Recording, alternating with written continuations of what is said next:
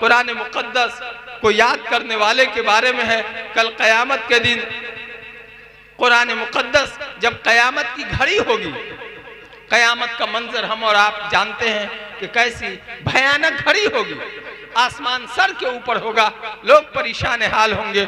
वैसे में कुरान मुक़द्दस अपने साथी को तलाश करेगा।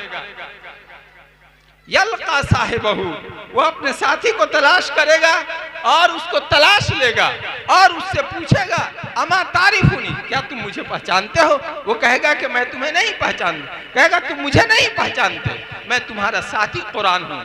तुम दुनिया में इसको पढ़ते थे, दोपहर में धूप की शिद्दत को बर्दाश्त करके पढ़ते थे, रात में इसको पढ़ने के लिए नींद को कुर्बान करते थे और हर कारोबारी अपने कारोबार के नफा को हासिल करता है। आज तुमने दुनिया में जो कुरान पढ़ा है उसका नफा तुमको मिलेगा। चुनांचे हदीस शरीफ में है कि अल्लाह तबारक व तआला उसके सर के ऊपर इज्जत का ताज रखेंगे, उसके दाएं हाथ में खुल्द बरी अता फरमाएंगे, दाएं हाथ में बादशाहत अता फरमाएंगे, बाएं हाथ में खुल्द बरी अता फरमाएंगे और उसके माँ बाप को ऐसा जोड़ा पहनाया जाएगा कि पूरी दुनिया मिलकर उसकी कीमत नहीं हो सकती है। खुद इसकी जो इज्जत होगी अलग, के सर पे ताज पहनाया जाएगा। हदीस शरीफ में है कि ये जो सूरज है इससे भी ज्यादा रोशन होगा और आप सल्लल्लाहु अलैहि वसल्लम ने फरमाया कि उसकी रोशनी ऐसी होगी कि जैसे इस सूरज को तुम्हारे घर के अंदर डाल दिया जाए तो इसकी रोशनी का क्या हाल होगा। उससे भी ज्यादा रोशन ताज पहनाया जाएगा, बादशाहत अता की जाएगी, खुल्दे बरी अता की जाएगी और उनके माँ बाप को ऐसा जोड़ा पहनाया जाएगा कि पूरी दुनिया मिलकर उसकी कीमत नहीं हो सकती है। और 10 खानदान के ऐसे लोगों की इसकी बरकत से बख्शिश होगी जिन लोगों के लिए जहन्नम का फैसला हो चुका होगा। बताइए कि किस कदर इज्जत की बात है। लेकिन माँ बाप के लिए गौर व फिक्र की बात है कि हमारा बच्चा हाफिज होता है तो हम उससे कितना खुश होते हैं, उसको हाफिज होने पर बाकी रहने के लिए उसकी कितनी मदद करते हैं। मेरे बुजुर्गों और दोस्तों, बहुत मर्तबा माँ बाप तो अपने बच्चों को हाफिज बना लेते हैं और बाद में पछताते हैं कि हमने हाफिज बना लिया है, इसकी तनख्वाह कम है, आखिरत पर नफा की उम्मीद नहीं होती है, उसकी तनख्वाह 10,000 रुपये होती है, माँ बाप का मुतालबा वो 15,000 का होता है। माँ बाप अपनी ज़रूरतों के लिए हाफिज बच्चे को तंग करते हैं और बहुत मर्तबा घर के अंदर बदगुमानी होती है, फितने पैदा होते हैं और आदमी पछताता है कि हमने कहाँ से अपने बेटों को हाफिज बना लिया। क्या हमारा ये बेटा इस दुनिया में भी नहीं काम आ सकता है हमारी बदसलूकियों की वजह से, और आखिरत में न वो अपने काम का रहेगा न हमारे काम का रहेगा। हम दीन के एतबार से कुछ करते हैं तो हमारी जिम्मेदारी है कि उसकी हिफाजत भी करें। रिश्तेदार लोगों की बख्शिश का वादा है, लेकिन रिश्तेदारों से मैं गौर व फिक्र करने की दावत देता हूँ कि क्या हमारा खानदान में कोई हाफिज होता है तो हमारा सलूक उससे क्या होता है, हमारा लगाव उससे क्या होता है, हम उसको किस नज़र के साथ देखते हैं। हमारा रिश्तेदार कोई हाफिज हुआ, हम उसकी ज़िंदगी भर गुर्बत का ताना देते हैं और मुख्तलिफ किस्म की बातों से हम उसको ऐसा ठेस पहुंचाते हैं कि बहुत मर्तबा वो लाइन छोड़कर बेलाइन हो जाता है। नहीं मेरे बुजुर्गों और दोस्तों, अल्लाह तबारक व तआला ने हमें खुशहाल बनाया है। हमारे खानदान में कोई हाफिज कमजोर हाल हो गया है तो बजाय इसके कि आप उनको बार बार तकाजा करें कि तुम अपना लेवल बढ़ाकर हमारे दर्जे का मालदार बनो और उसके लिए वो मुख्तलिफ उलझनों का शिकार हो, अल्लाह ने जो आपको दौलत दिया है तो दूसरा रास्ता ये है कि वो बेचारा जहाँ जिस लाइन में है, पढ़ने पढ़ाने में है, आप उसकी हिम्मत बढ़ाइए। बहुत ज़्यादा गुर्बत पे अगर तरस आ रही है तो वक्त ज़रूरत हदिया और तोहफा के तौर पर मदद कर दीजिए, ये रास्ता है। आज सूरत हाल यह है कि कुरान पढ़ने के बाद कुरान हमारे समाज के अंदर कोई मतलूबा चीज या मोहब्बत वाली चीज नहीं रह गई हुई है। हम चूंकि जैसी जरूरत समझना चाहिए वैसी जरूरत नहीं समझते हैं, इसीलिए मुख्तलिफ किस्म के इंतशार है और मुख्तलिफ किस्म के हमारे दरमियान फितने हैं। इसलिए मेरे बुजुर्गों और दोस्तों, कुरान मुक़द्दस मोहब्बत की चीज़ है और मौजूदा हालात में कुरान मुक़द्दस की इज्जत और बढ़ाने की ज़रूरत है। कुरान मुक़द्दस सीखने और सिखाने की ज़रूरत को और बढ़ाने की ज़रूरत है, इसलिए कि मौजूदा वक्त में जो आदम तहफ़्फ़ुज़ है या फितने इंतशार है, उसके लिए अगर कोई हिफाजत का रास्ता है तो अच्छी तरह से यकीन रखिए वो सिर्फ और सिर्फ अल्लाह तबारक व तआला का कलाम है। हुज़ूर सल्लल्लाहु अलैहि वसल्लम ने फरमाया, इन्न हाज़ल कुरान मादबतुल्लाह, कि ये कुरान अल्लाह का नाजिल किया हुआ दस्तरखान है। दस्तरखान, हुज़ूर सल्लल्लाहु अलैहि वसल्लम फरमा रहे हैं कि ये कुरान अल्लाह का नाजिल किया हुआ दस्तरखान है। दस्तरखान की खूबी और सिफत क्या होती है? कोई मुअज़्ज़ज़ मेज़बान, करीम मेज़बान जब दस्तरखान लगाता है और उसके इर्द गिर्द जब मेहमान बैठ जाते हैं, तो जहाँ मुअज़्ज़ज़ मेज़बान दाना पानी से और मुख्तलिफ किस्म के फ्रूट से या अपने बिसात के एतबार से खाने पीने की चीज़ें दस्तरखान पे रखता है और मेहमानों को खाने के लिए देता है, वहीं इज्जत वाला मेज़बान ये भी देखता है कि खिलाने पिलाने के आदाब में भी कोताही नहीं होना चाहिए।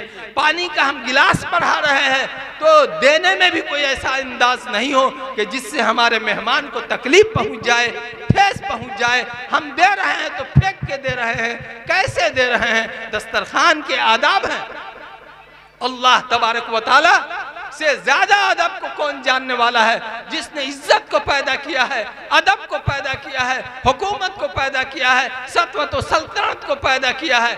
अल्लाह के ये नाजिल किया हुआ दस्तरखान है।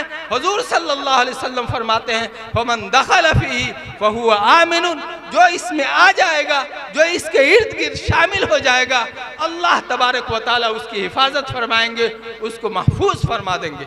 आज मौजूदा हालात में बजाय इसके कि हम कुरान की तरफ आते, मस्जिद की तरफ आते, अल्लाह की तरफ भाग करके आते, मुंतशिर होते जा रहे हैं, दीन से और दूर होते चले जा रहे हैं। ज़रूरत इस बात की है कि हम और आप कुरान की अहमियत को समझे।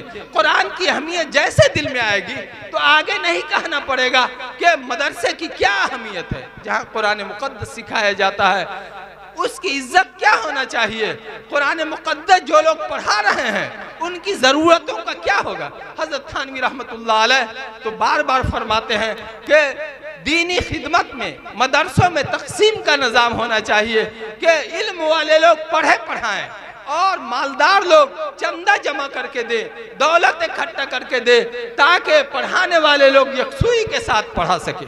आज सूरत हाल क्या है कि बासलाहियत लोग, पढ़ने पढ़ाने वाले लोग मदरसा में पढ़ाते हैं और दिल दिमाग यहाँ वहाँ रहता है कि दाल चावल का क्या होगा, तनख्वाह का क्या होगा, गल्लों का कहाँ से इंतज़ाम होगा। चुनांचे रोज़ाना जो जहन में इंतशार रहता है, उसके अलावा साल में 2 महीने 3 महीने, रमज़ान तो छुट्टी का वक्त होता है, उसके अलावा बीच में जो सफ़र करना पड़ता है उसका भी एक बड़ा नुकसान होता है तालीमी एतबार से। तो हज़रत थानवी रहमतुल्लाह अलैह तो ज़ोर देकर यही फरमाते हैं कि तक़सीम का निज़ाम हो, आवाम के दिल के अंदर इल्म दीन की मोहब्बत हो।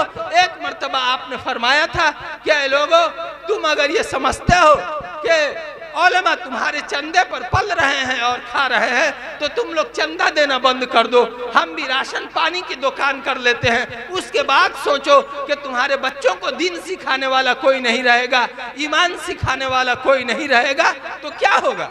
मेरे बुजुर्गों और दोस्तों, आज ये भी नजरिया हमारे मुआशरा में सिरायत करता चला जा रहा है कि पढ़ के क्या होगा, हाफिज बन के क्या होगा, मौलवी बन के क्या होगा, और नहीं थे पहले लोग तो क्या था, अब हो गए हैं तो क्या हो गया है। ये सब नफ्स और शैतान का धोखा है। हकीकी बात यह है कि जो कुछ भी है ये बहुत थोड़ा है, सिफर और जीरो के बराबर है, और इससे बहुत ज्यादा की जरूरत है।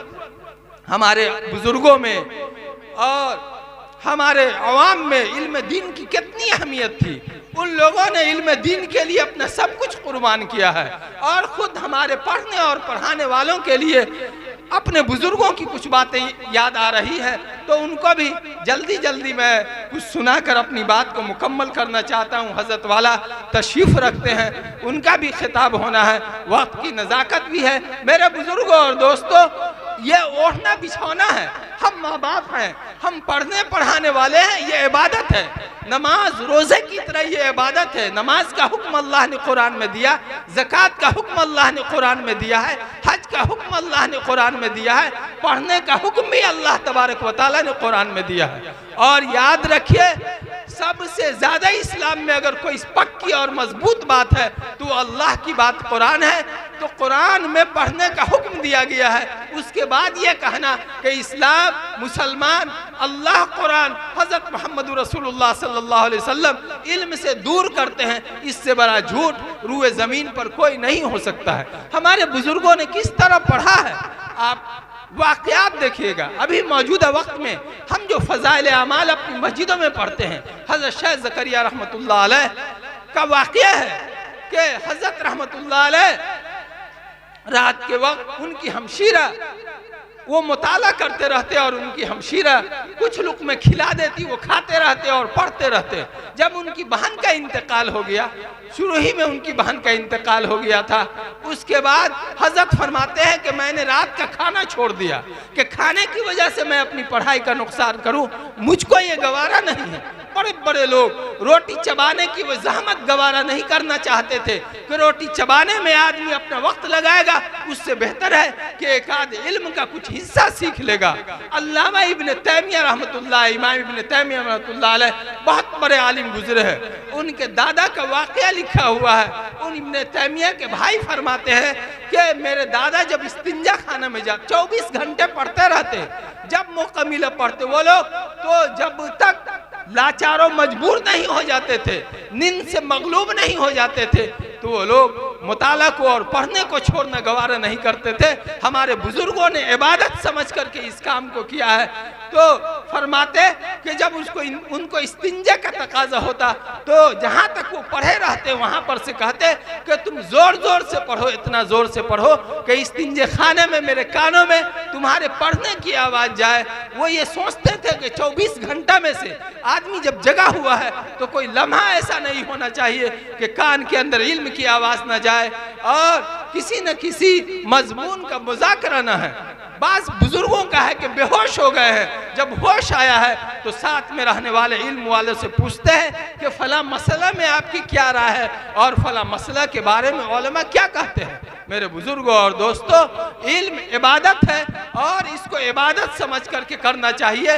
जो लोग ताउन देते हैं, बहुत मरतबा ऐसा भी होता है कि हम और आप ताउन देते हैं, किसी हाफिज साहब से कोई बात हुई, मदरसा के जिम्मेदार से बात हुई, तो आदमी पछताता है कि बेकार हमने उससे 100 रुपया चंदा दिया, बेकार हमने उसको 50 रुपया चंदा दिया।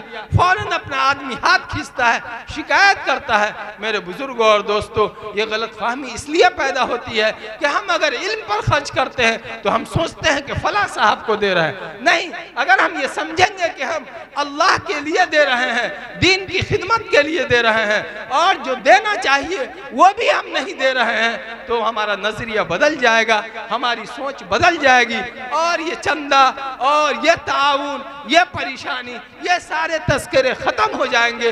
अल्हम्दुलिल्लाह, अल्लाह तबारक व तआला ने हम लोगों को सहूलतें भी दी हैं, दौलतें भी दी है और हमारी दौलतों में अल्लाह तबारक व तआला का हक है और उसका बेहतरीन मदरसा है और इल्म दीन है। एक वाक़या आखिर में सुना के मैं अपनी बात को मुकम्मल करूँगा कि अल्लाह का नाम क्या है और उस पर ईमान वालों ने कितना खर्च किया है। सहाबा के वाक़यात तो है ही हैं। अंबिया में हज़रत इब्राहीम अलैहिस्सलाम का एक वाक़या है। हज़रत इब्राहीम अलैहिस्सलाम जंगल में बकरियाँ चरा रहे थे।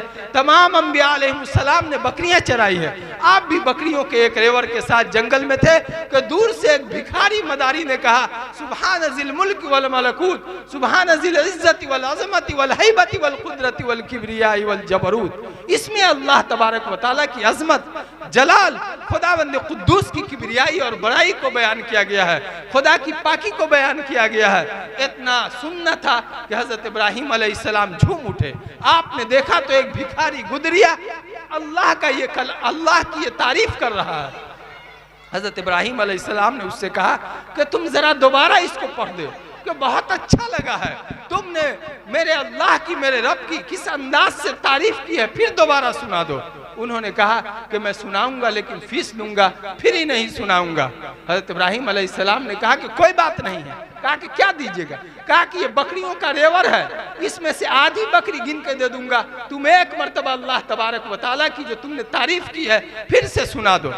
चुनांचे गुदरिया ने फिर से कहा, सुभान ज़िल मुल्क वल मलकूत, सुभान ज़िल इज़्ज़ति वल अज़मति वल हैबति वल कुदरति वल किब्रियाई वल जबरूत। आतिश इश्क बुझी नहीं बल्कि और फड़क उठी। हजरत इब्राहिम अलैहिस्सलाम ने आधी बकरियां उसको गिन के दे दी और फिर दोबारा दरखास्त किया कि एक बार और जरा सुना दो, बहुत मजा आया है अल्लाह का नाम सुनकर। कहा कि अब क्या दीजिएगा? कहा कि जो ये आधी बकरियां बची हुई है मैं वो भी तुम्हारे हवाले कर दूंगा, तुम एक मर्तबा रब का कलाम सुना दो। फिर उसने इन कलिमात को दोहराया। हजरत इब्राहिम अलैहिस्सलाम ने दोबारा सुना और वो जो आधी बकरियां थी वो उसके हवाले कर दिया। फिर हजरत इब्राहिम अलैहिस्सलाम कहते हैं कि मेरे भाई जरा फिर से सुना दो, बहुत मजा आया है, तुमने मेरे रब की किस शान से तारीफ की है, जरा फिर से सुना दो। उसने कहा कि आप क्या दीजिएगा? आपके पास तो देने के लिए कुछ बचा नहीं है। हजरत इब्राहिम अलैहिस्सलाम पे कुर्बान जाइए। हजरत ने फरमाया कि देखो एक बार सुना दो, तुम अजनबी आदमी लगते हो, लगता है कि तुम इन बकरियों को संभाल नहीं सकोगे, ये बहुत ज्यादा बकरियां हैं, तुमको चरवाहे की जरूरत पड़ेगी, किसी नौकर की जरूरत पड़ेगी, तुम एक मर्तबा रब का कलाम सुना दो, मैं जिंदगी भर के लिए इन बकरियों की चराने के लिए तुम्हारी नौकरी करूंगा, एक मर्तबा तुम इस अपने रब का कलाम सुना दो। मेरे बुजुर्गों और दोस्तों, इतना कहना था कि वो गुदरिया कहते हैं कि मैं कोई भिखारी नहीं हूँ, मैं जिब्राइल हूँ, अल्लाह ने मुझे भेजा है कि जाओ मेरे खलील का, मेरे दोस्त का इम्तिहान लो कि मेरे नाम पर वो कितनी कुर्बानी देता है, मेरे नाम से उसको क्या इश्क है। मेरे बुजुर्गों और दो बेशुमार वाक़यात हैं हज़रत बकर रज़ी अल्लाह तबारक व तआला अन्हु के, सहाबा के, अम्बिया अलैहिमुस्सलाम के। और इन वाक़यात से मकसद यह है कि कुछ जज्बा हमारे अंदर पैदा हो जाए। हम जो खर्च करते हैं अल्लाह के रास्ते में, तो खर्च करने के वाले को मालूम हो कि आप कहाँ दे रहे हैं और आपको पाना कहाँ से है। अगर हम यहीं दे रहे हैं, यहीं से पाना है, तो हमारे अंदर आज तक खर्च का शऊर पैदा नहीं हुआ। लेकिन अगर हम समझते हैं कि हम अल्लाह के लिए दे रहे हैं और अल्लाह के यहाँ पाना है, तो अल्लाह बहुत बड़ा दाता देने वाला है और अल्लाह कोई मोहताज नहीं है, गनी है, गनी को देने वाला। ये नहीं समझेगा कि हम बहुत ज्यादा दे रहे हैं और देने के बाद आदमी मायूस और नाउम्मीद नहीं होगा, पछताएगा इसलिए नहीं कि अल्लाह तबारक व तआला उसके बदले में जो कुछ दे रहे हैं, हम जो ये हकीर चीज दे रहे हैं, जो बदला मिलने वाला है, उसके सामने में कोई अहमियत नहीं है।